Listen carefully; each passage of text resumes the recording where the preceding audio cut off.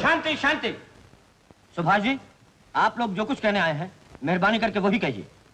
हम जो छाप रहे हैं वही कहने आए हैं। हमारी मांग है कि 3 एके का लाइसेंस फौरन कैंसिल कर दिया जाए। इससे लाइसेंस फीस का, टैक्स का और नौकरी पर लगे हुए 30 आदमियों की रोजी का जो नुकसान होगा वो कौन भरेगा? और इससे जो यहाँ के लोगों के घर तबाह हो रहे हैं उसका जिम्मेदार कौन है? आप जानते हैं नंदगंज की औरतें और बच्चों पर क्या बीत रही है? न जाने कितने बच्चों के बाप राशन और फीस के रुपए जुए में हार जाते हैं। परेशान नौजवान शराब का सहारा लेकर सड़कों पर मंडलाते फिरते हैं। इधर उधर के शहरों के लोग यहाँ आकर नाच रंग की महफिल जमाते हैं। ये सब क्यों? सिर्फ इसलिए कि आप लोग क्लब से टैक्स वसूल करके अपना स्वार्थ पूरा कर रहे हैं। क्लब की मालकिन और डांसर कंचन की लचकती कमर और मधुर गीतों पर फिदा हो गए। बिल्कुल सच कहा है आपने।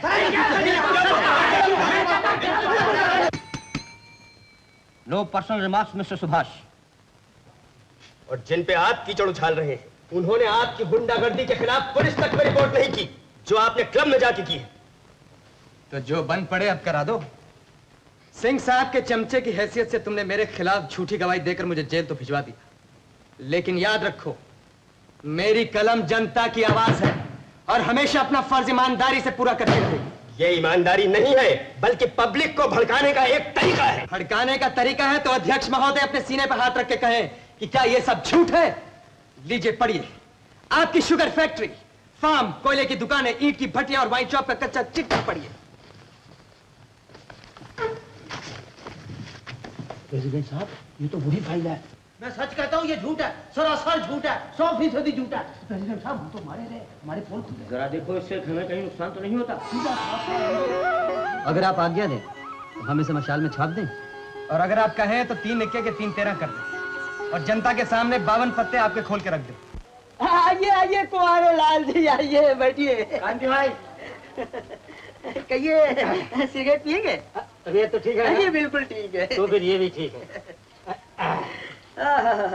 कुंवारे लाल जी, कंचन बाई का क्या कड़क फोटो छापा है आपने कि आज का ये अंक हाथों हाथ बिक गया। बड़ी मुश्किल से ये कॉपी बचा के रखी है अपने पास। कांति भाई, ये फोटो किस लिए छापा गया है? जनता को सावधान करने के लिए और इस आग से बचाने के लिए। ओहो, आप आग की बात कर रहे हैं? आपके ढोंडू दादा आप खुद इस हसीना के भक्त हैं। 3 इक्के में डटे रहते हैं, कभी तो लगेगा कभी तो फंसेगा आंकड़ा। ढंडू दादा और जुए के चक्कर में नहीं, ये कभी नहीं हो सकता। ओहो भाई, तो तुम खुद ही जाकर देख लो। मगर हाँ, वो भेष बदल कर जाते हैं, दाढ़ी और मूछ लगा के। अच्छा, दाढ़ी नोच के देख लूंगा।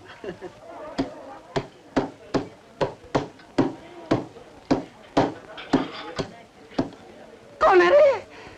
हाय। आप? मगर ये हाय क्यों? आप तो बिल्कुल पहचाने नहीं जाते। वो तो सीजर ने बताया कि आप ढोंडूराम हैं। क्या कर रही हो? आपकी क्या सेवा कर सकती हूँ? आप और मेरी सेवा? क्या कह रही हो सुंदरी? आपका फोटो तो बीड़ी और तबकीर के लेबल पे छपना चाहिए। 2 कॉपी मिलेंगी क्या इसी ड्रेस में? आप हंसी क्या मानो फूल बरसे और हम एक आंकड़े को तरसे। सच कह रहा हूँ, पूरे हफ्ते से मार खा रहा हूँ। आज तो बता दो क्या निकालोगी? सेठ जी, मैं निकालती नहीं, जो खुद ब खुद निकल जाता है उसे पेश करती हूँ। बाकी तो सब किस्मत का खेल है।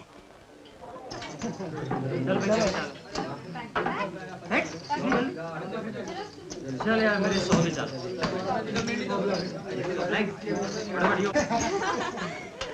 चल भाई, लो ये बैग। अच्छा चल, मेरे 100 के चल। निकलते ही नहीं, निकलते ही नहीं। मर गए। निकलते ही माफ करना भाई, मुझसे गलती हो गई। मैं किसी और को ढूंढ रहा। ये कौन है? मेरी घरवाली का खबरी। घबराइए नहीं सेठ जी, आपको दाढ़ी में नहीं पहचानेगा। क्या बात कर रही हो? सबकी दाढ़ी में हाथ डाल रहा है। असली को नहीं छोड़ता तो क्या नकली को छोड़ेगा? अरे हंस रही हो? भाग यहाँ से, नहीं तो पुलिस से हवाले कर दूंगा। मैं किसी और को ढूंढ रहा था। कैसे आदमी पता नहीं कौन आदमी है। उधर एक दाढ़ी वाला है। अरे इधर ही आ रहा है, इधर ही आ रहा है। मजा नहीं आ रहा।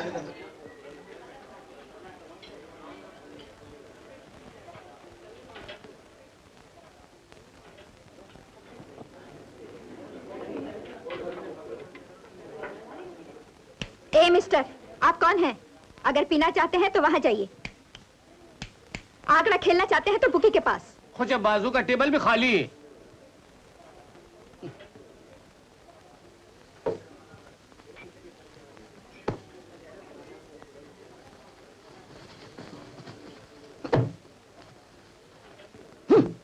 अब क्या देख रहे हो? नीचे धोती है और क्या है? अरे क्या करो, मुझ तो असली है। तुम्हें शर्म आनी चाहिए धुंधु दादा। चलो घर चलो, कपड़े का भाड़ा तो वसूल कर लूं। चलो घर चलो। चलो चलो चलो।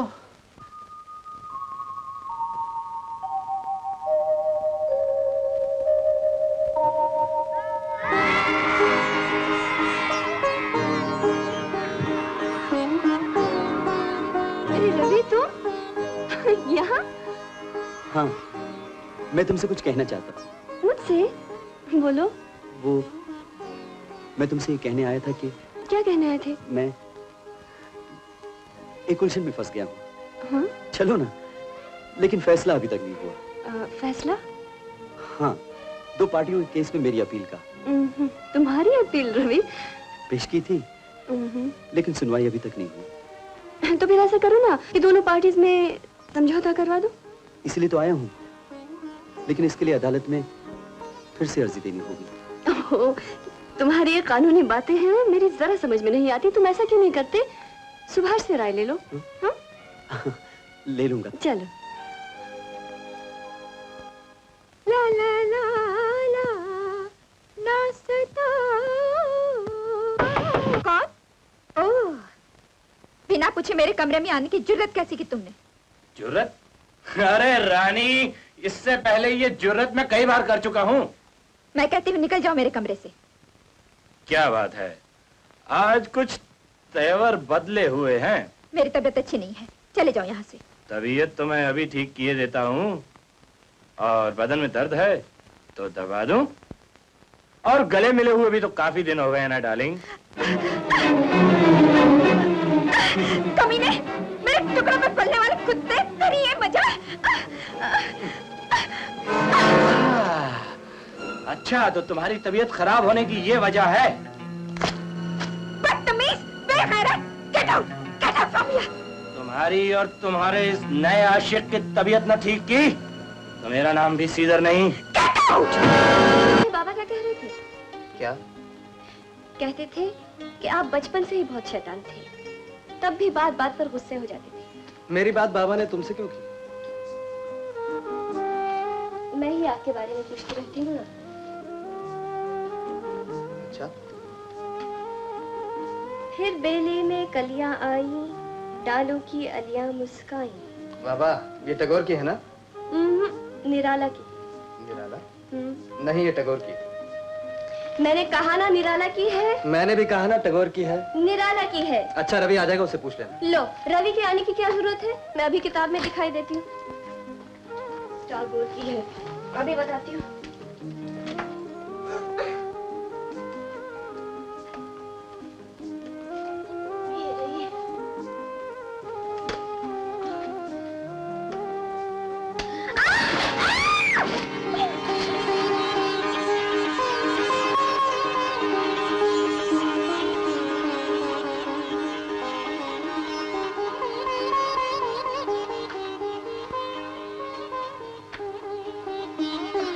लगी तो नहीं? अरे रे, ये तो खरोच आ गई। मैं दवा लगाता हूँ।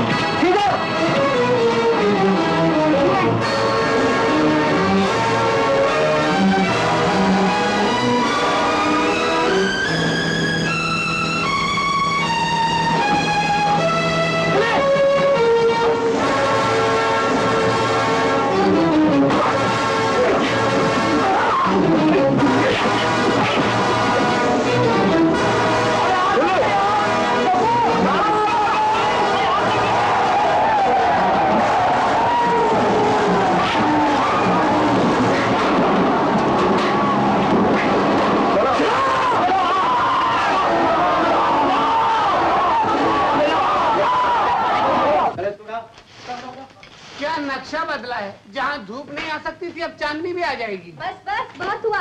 मैं कहती हूँ इन मशाल वालों को चलता करो। ये मत भूलो कि सुभाष ने अपनी जान पे खेल के हमारी जान बचाई और प्रेस को बचाया है। अच्छा अच्छा, बहुत तारीफ हो गई। अब चलो खाना खा लो। चलो। अब भाभी जी 5 चाय। क्या बोला? 5 चाय। 5 चाय, पंजे से चौका, डबल बेड कमरे में। ठीक है अरुणा जी। जल्दी जल्दी।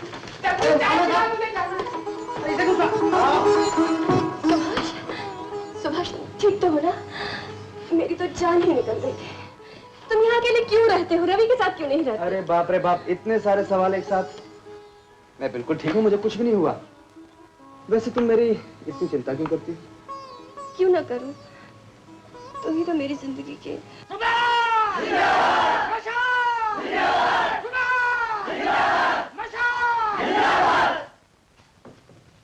भाइयों, आप सबकी हमदर्दी के लिए मैं आभारी हूं, लेकिन याद रखिए, अत्याचार बहरा होता है, उसके कानों तक अधिकार की आवाज नहीं पहुंच पाती, उसे थप्पड़ मार कर होशियार करना पड़ता है।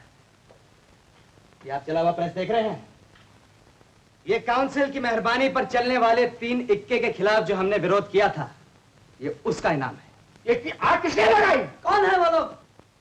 ये लोग वो हैं जो चाहते हैं कि 3 इक्के चलता रहे और यहां के सीधे साधे लोग अपनी मेहनत की कमाई सट्टे की आग में झोंकते रहे। भाइयों, मैंने आज तक अपनी आवाज मशाल के जरिए आप तक पहुंचाने की कोशिश की है और आज अन्याय का सबूत आपके सामने है। याद रखिए, ये शुरुआत है और अगर अब भी आप जागेंगे नहीं तो इसी तरह एक एक करके आप सबके घर भी मिट्टी में मिला दिए जाएंगे। आप हमें रास्ता बतलाइए, आप हमारे साथ चलिए, हम 3 इक्के बंद करवाएंगे। ठीक है, आओ मेरे साथ।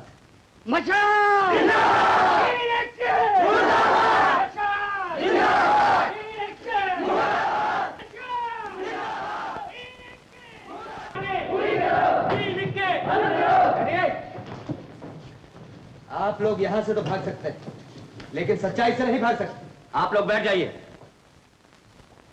आप लोगों को बगैर इजाजत अंदर नहीं आना चाहिए था। हमने इजाजत तो ली है, लेकिन आपकी नहीं, इस जनता की। इसने आपको इस कुर्सी पर बिठाया है। आप लोगों ने जनता को गुमराह किया है। हमने जनता को गुमराह होने से बचाया है। ये भीड़ अपने साथ ला के आप हमें डराने आए हैं। जो किसी से डरते नहीं वो किसी को डराते भी नहीं। भाई साहब, मशाल के जरिए हमने कई बार आपके सामने मांग रखी कि 3 इक्के को बंद कर दिया जाए, लेकिन आपने वो मांग ठुकरा दी। रवि, हम बहस में पढ़ना नहीं चाहते। अगर आज हमारी शराफत का जवाब जिल्लत से दिया गया तो इसका फैसला जनता करेगी। ठीक है, लेकिन क्लब को बंद कराने के मामले में हमें मेंबर्स के वोट लेने होंगे। आप अच्छी तरह जानते हैं कि वोटिंग किसके इशारे पे होती है, इसलिए अगर आज आपने अपनी सच्चाई और ईमानदारी का सबूत नहीं दिया तो जनता अपना फैसला लागू करेगी और अशांति की जिम्मेदारी आप पे होगी।